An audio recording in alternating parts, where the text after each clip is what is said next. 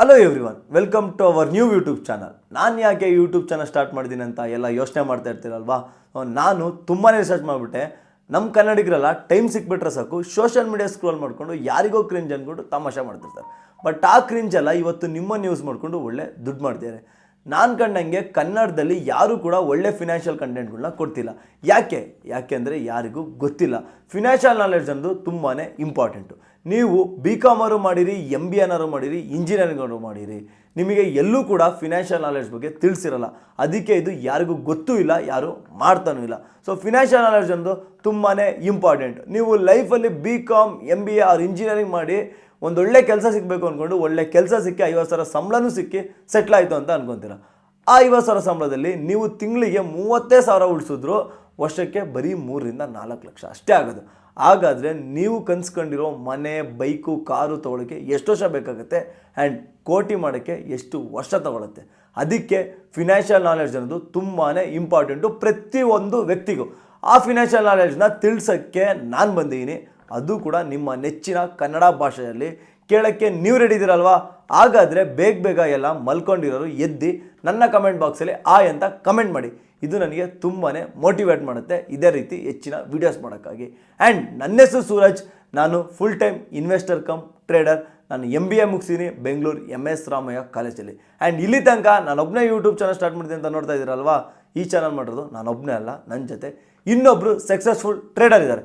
ಅವ್ರ ಬಗ್ಗೆ ಅವರೇ ಮಾತಾಡ್ತಾರೆ. 2 ನಿಮಿಷ ಕೇಳಿಸ್ಕೊಂಬನ್ನಿ. ಹಾಯ್ ಹಲೋ ಟ್ರೇಡರ್ಸ್, ನನ್ನ ಹೆಸರು ಮದನ್. ಕಳೆದ 5 ವರ್ಷದಿಂದ ನಾನು ಸ್ಟಾಕ್ ಮಾರ್ಕೆಟ್ ಅಲ್ಲಿ ಇದ್ದೀನಿ. ಮಾರ್ಕೆಟ್ ಅಲ್ಲಿ ಸುಮಾರು ಅಪ್ಸ್ ಅಂಡ್ ಡೌನ್ಸ್ ನ ನೋಡಿದ್ದೀನಿ.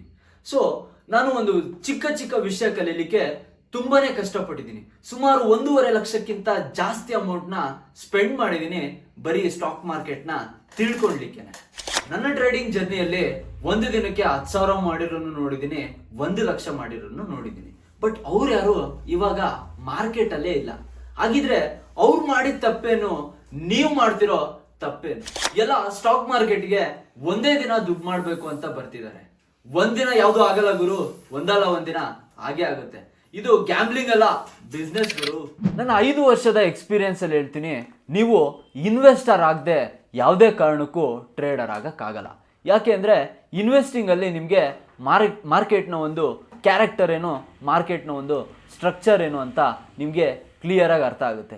ಒಂದು 6 ತಿಂಗಳಿಂದ 1 ವರ್ಷ ನೀವು ಅದರಲ್ಲಿ ಕಷ್ಟಪಡಬೇಕು. ಸ್ಟೆಪ್ ಬೈ ಸ್ಟೆಪ್ ನಿಧಾನಕ್ಕೆ ನೀವು ಇನ್ವೆಸ್ಟಿಂಗ್ ಜರ್ನಿಯಲ್ಲಿ ಸ್ವಲ್ಪ ಅಮೌಂಟ್ ಮಾಡಿ ಆದಮೇಲೆ ನೀವು ನಿಮ್ಮ ಟ್ರೇಡಿಂಗ್ ಜರ್ನಿನ ಸ್ಟಾರ್ಟ್ ಮಾಡಿ. ಇನ್ ಕೇಸ್ ನೀವು ಇನ್ವೆಸ್ಟಿಂಗಲ್ಲಿ ಫೇಲ್ ಆದರೆ ಒಂದು ಮ್ಯೂಚುವಲ್ ಫಂಡ್ಸು ಇಲ್ಲ ETFs ಅಲ್ಲಿ ಸೇಫ್ ಅಂತ ಹಾಕಿ ಸ್ಟಾಕ್ ಮಾರ್ಕೆಟ್ ಗೊತ್ತಿರೋದು ಇಷ್ಟೇ ಅಂತ ಅಂದ್ಕೊಂಡು ಸುಮ್ಮನಾಗ್ಬಿಡಿ. ನನ್ನ 5 ವರ್ಷದ ಎಕ್ಸ್ಪೀರಿಯನ್ಸಲ್ಲಿ ಹೇಳ್ತೀನಿ, ಒಂದೇ ದಿನದಲ್ಲಿ ಏನೂ ಆಗಲ್ಲ. ನಿಮ್ಮ ಜರ್ನಿನ ನೀವು ಇನ್ವೆಸ್ಟಿಂಗಿಂದನೇ ಸ್ಟಾರ್ಟ್ ಮಾಡಬೇಕು. ಅದನ್ನು ಸ್ಟಾರ್ಟ್ ಮಾಡೋದು ಹೆಂಗೆ ಅಂತ ನಿಮಗೆ ಗೊತ್ತಿಲ್ಲ ಅಲ್ವಾ? ನಿಮ್ಮ ಜರ್ನಿನ ನಮ್ಮ ಜೊತೆ ಸ್ಟಾರ್ಟ್ ಮಾಡಿ. ನಾವು ನಿಮಗೆ ಡೇ 1ಇಂದನೇ ಫಿನಾನ್ಷಿಯಲ್ ನಾಲೆಡ್ಜ್ನ ಕೊಡ್ತೀವಿ. ಈ ಜರ್ನಿನ ಸ್ಟಾರ್ಟ್ ಮಾಡಲಿಕ್ಕೆ ನಿಮ್ಮ ಸಪೋರ್ಟು ನಮಗೆ ತುಂಬ ಇಂಪಾರ್ಟೆಂಟು. ನಮ್ಮ ಟ್ರೇಡರ್ ಮಾತಾಡೋದು ಕೇಳಿಸ್ಕೊಂಡ್ರಿ ಅಲ್ವಾ?